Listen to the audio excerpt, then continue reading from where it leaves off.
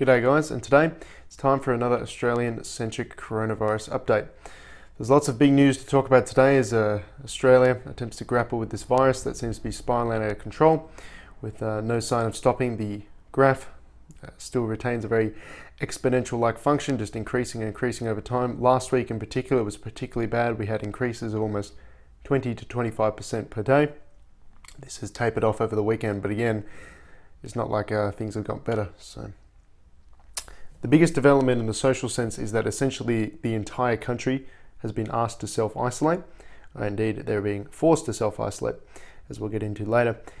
Basically, if you're not leaving the house to go to work, if you're not leaving the house to go to the shops, straight to the shops, if you're not leaving the house to go to a medical appointment, you've been asked not to leave the house at all. And indeed, the police have been mobilized to enforce such restrictions. They're handing out fines and this sort of thing. And we have a bit of data coming out on this. So since March 21, police have conducted a total of 5,785 spot checks. So that's just within 9 days.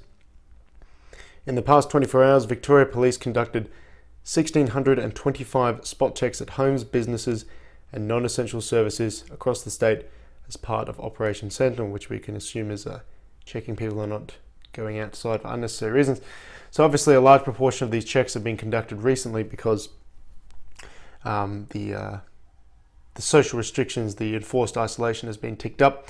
We've seen an increased limit on the number of people for outdoor gatherings. It currently stands at 2, with households counting as 1. So say for example, I could go out with all my housemates and we could meet 1 other people, but it's not like I can go meet up with 2 of my friends or something like that. So yeah, certainly going to be an interesting time of isolation, but again, we have this technology such as what I'm using right now to communicate with one another. It's not as good as the real thing, obviously, seeing people face to face and having that interaction, but it's better than nothing, I suppose. Additionally, places like playgrounds, skate parks, public sporting arenas have been closed. Now, another piece of news is that all Australian permanent residents, as I did mention in a previous video, Australia has essentially shut its borders to tourists. Unless you are a permanent resident or a citizen returning from overseas, you're essentially not allowed into the country. It's very interesting to see, if I may point out bitterly just by the by, how the government is able to just shut the borders like that. Whereas, people like myself have been calling for, potentially many years or decades, if you're an older Australian, for the borders to be shut, for restrictions to be placed on immigration, because, mass immigration drives up the price of housing because more people are competing for the same number of houses and you can't build, essentially, I've talked about this in a previous video, I'll just touch on it very quickly. If there's a massive population boom within a native population, you have time to build up houses, build up schools and this sort of thing. But when you have a massive population boom through immigration, there's no time to build those houses because they just arrive like that on the spot. And so you have more people competing for the same number of houses, which drives the prices up. Additionally, it also drives the price of wages down because you have the same amount of people competing, an increasing amount of people competing for the same number of jobs, and companies can't, they can afford not to hand out higher wages because there might be someone else who would take the job. So just something by the by there. It just struck me in a moment of bitterness the other day once it was pointed out to me. So permanent residents and citizens returning from overseas are basically being forced into isolation in hotels around capital cities and this sort of thing. And it's a two-pronged argument there. Obviously, we need to isolate people coming into the country.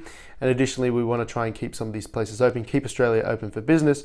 The way it has been described is defending or saving people's lives versus saving their livelihoods. The economic impact of coronavirus could end up being much larger than the virus itself, as the world potentially goes into a huge worldwide recession, apart from China, which is taking advantage of the flailing stock of companies to buy up cheap stock and that sort of thing. There's concern in Australia, as there has been for hundreds of years, about the sale of native assets to foreign investors. So basically, people at the moment that might be panicking, they might want to sell off their assets because they're not worth much, they're not doing well. Chinese investor comes in.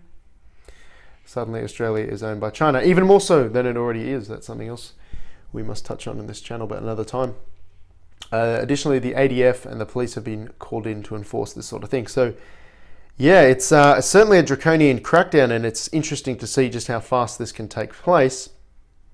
I mean, it is for benevolent reasons. They are trying to protect us from this virus, but it is terrifying to see if there were potentially a more malevolent reason for this, just how quickly they can get these things done, and they're utilizing the technology nowadays. They're probably having a look on social media what people are up to. That's just a guess. I predict they're doing that. We know for sure that they're actually using drone technology. That's going to be rolled out in Western Australia.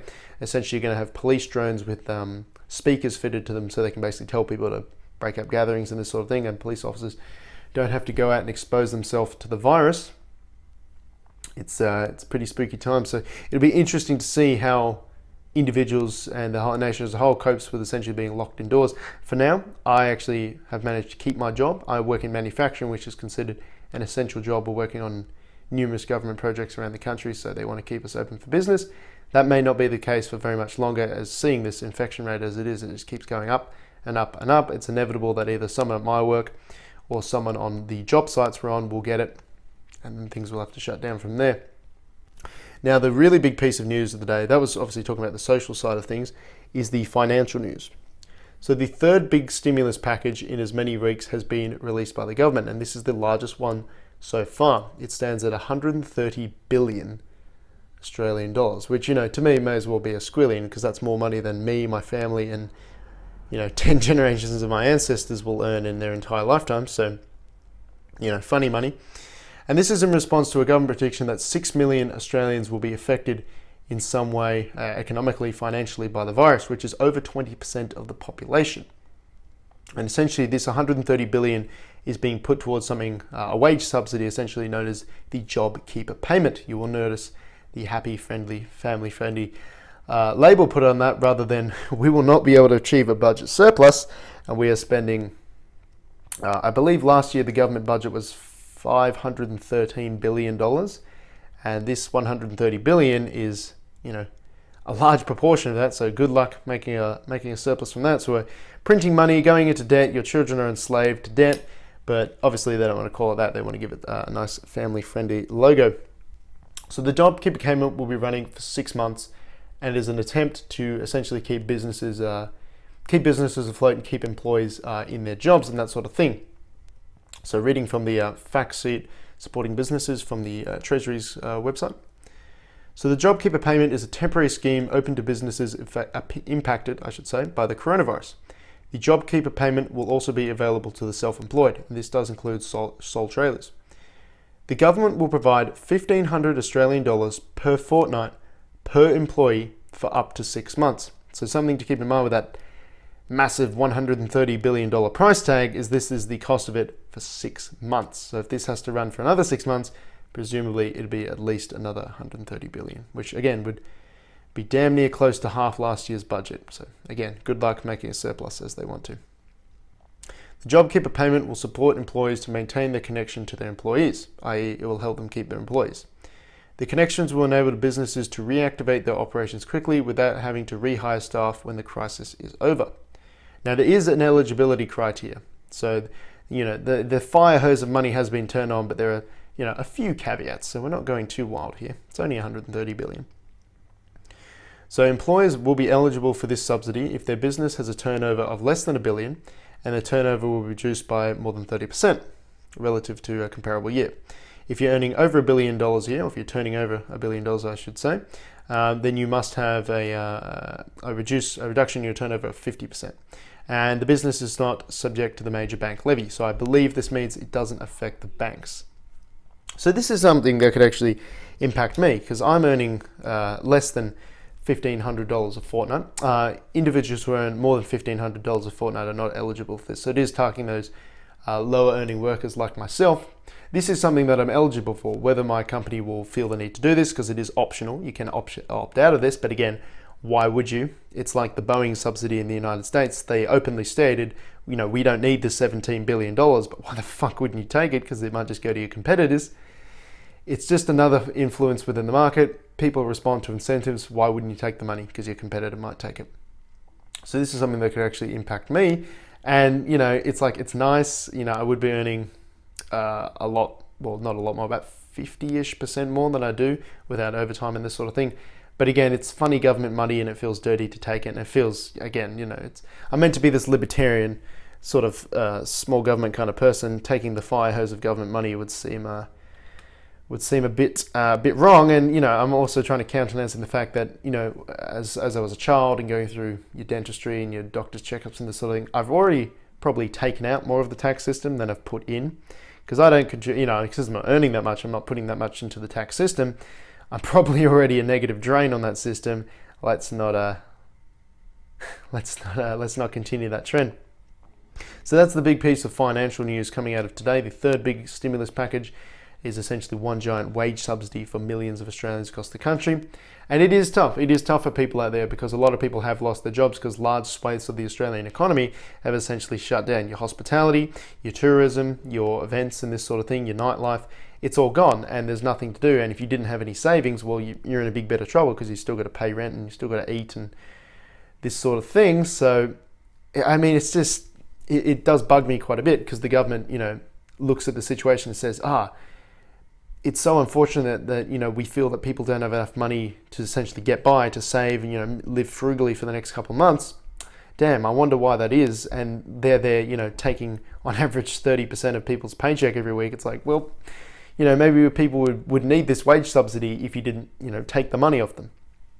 And it's also interesting that this wage subsidy of $1,500 will be subject to tax, and it just reveals the whole inefficiencies of the whole system, because this $1,500 was at one point taxed and had to go through the Australian Tax Office and then passed over to the Treasury. And each point in time, the people working in those various bureaus have to take a cut of that money for their pay. It'd be a very small percentage of each dollar, but it does affect each dollar. Then this money is again passed back to the Australian Tax Office, presumably. Has to be passed back to the employer. And again, people are taking their cuts at each level, and then it's taxed again. And so the whole system starts again, and it just gets more and more and more inefficient as time goes on. So, that dollar that you paid in tax that you might be getting back now, people say, this is great, I'll get some of my tax dollars back. You're not getting that dollar, because slices of that pie, minuscule slices, have been taken by various government bureaus as it's cycled around this sort of thing. It's all very inefficient, and maybe people wouldn't have to worry about getting by if the government didn't take a slice of their income. Luckily for myself, I actually have quite a lot of savings, so I'm not in financial stress. It's more annoying than anything else, but I still do have to pay rent. So yeah, this is the situation as it stands in Australia. The entire country has essentially been placed into lockdown, and a massive wage subsidy is on the way.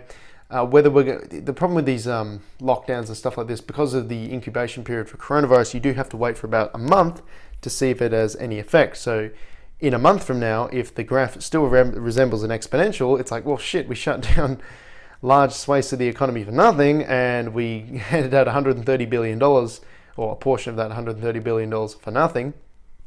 It kind of sucks, but this is just the reactions that governments feel they have to take at this period of time. So yes, I wish everyone the best of luck in these coming months. I imagine, well, I know for sure that some of you listening in from Europe or the United States, you've already been in lockdown for a period of time. So welcome, we're there too now. Keep exercising, make sure you get some sunlight every day, otherwise you'll get cabin fever and you will be miserable. Sunlight, the vitamin D is a great mood improver, and it's also really good for your immune system. Eat your onions and your garlic, they're also very good for your immune system. Make sure you're still exercising. You don't want to be some loser who just takes this as an opportunity to binge on Netflix. Let's keep healthy, let's keep reading books, let's keep trying to improve ourselves. And as I mentioned previously, before, humanity has gone through much worse pandemics than this in the past, with much less resources. We can think of the Black Death, like that didn't wipe out, that didn't destroy Europe, it killed ungodly swaths of the population, but it didn't destroy the entire country, didn't destroy the world. Spanish flu didn't destroy the world. None of these pandemics have, and we're living in the modern era. It's going to be bad, and a lot of people are going to die. A lot of people have already died. I believe the death total has exceeded 30,000, but we're going to get through this. It's just how much misery and hardship and government opportunism we have to live through, unfortunately. So this will certainly be the biggest event we ever lived through. So again, take care and have a good one.